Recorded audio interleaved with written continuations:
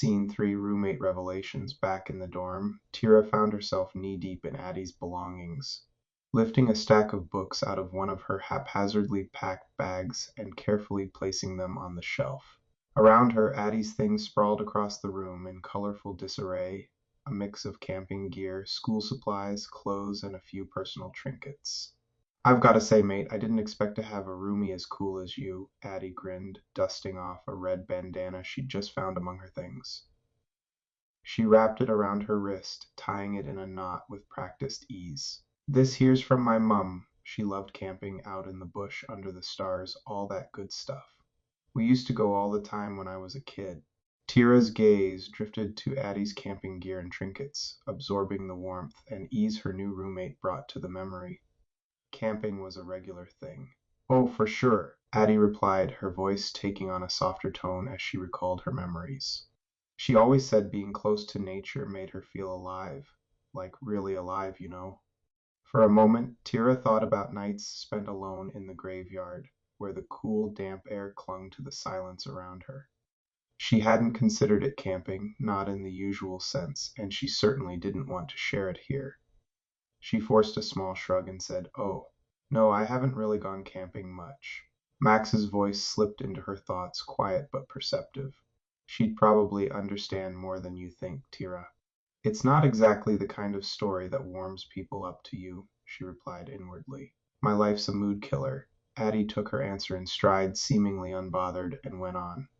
"Well, there's just something about being out there," she said, her voice thoughtful as she pulled out a small trinket, a copper bracelet with worn etchings. "Mum always said fire wasn't there to be controlled. It's there to be understood. Kinda like magic, I guess, dangerous, beautiful. Something that's got its own way of being."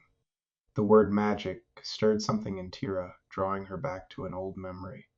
She recalled a time when she'd been filled with anger as a child, clutching a flower in her hand and watching as it slowly wilted, its life force seeming to pulse briefly into her veins. The memory, distant and a little haunting, lingered as she watched Addie's animated expression. But instead of sharing it, Tira simply said, I guess I haven't really thought about it like that." "Funny how you can look at the same thing and see so many sides," Addie mused.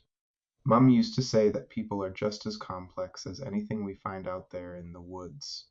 Tira nodded, intrigued but guarded, feeling the prickling sense of Max's presence nearby. "You're welcome to talk about yourself as well, Tira. It's a conversation after all." The thought lingered, light but pressing. She glanced at Addie, who was busy unfolding a hammock and recounting a story about how she'd once caught her shirt on fire trying to roast marshmallows. "What about your mum, then?" Addie asked, her gaze shifting to Tira, curious and without judgment. "What is she like?" Tira hesitated, feeling Max's subtle support, but knowing her answer would change the tone of their talk. She chose her words with care, keeping her voice steady. "My mother, I don't really know her. I'm an orphan." "Oh," Addie replied softly, but to Tira's surprise, her expression was one of interest, not pity. "Well, maybe that just means you've got a whole new story waiting to be written, huh?" The casual warmth in Addie's tone left Tira a bit disarmed, but before she could consider a reply, the clock caught her eye. "We should probably head to orientation," she said, letting the moment pass as she felt a sense of relief. Addie's grin returned as she glanced at the time. "Right. Wouldn't want to miss the big first day, huh?" Slinging a backpack over her shoulder, she nudged Tira's arm, her energy as boundless as ever. Tira took a final look around the room, feeling a touch lighter, before meeting Addie's eyes. "Yeah," she replied, her voice soft but sincere. "Let's go." As they stepped out into the hallway, Max's voice lingered in her mind, a subtle warmth underlying his words. "Perhaps you'll be surprised by what you find out there." With a faint private smile, Tira followed Addie, feeling, for the first time, a small flicker of anticipation alongside the anxiety.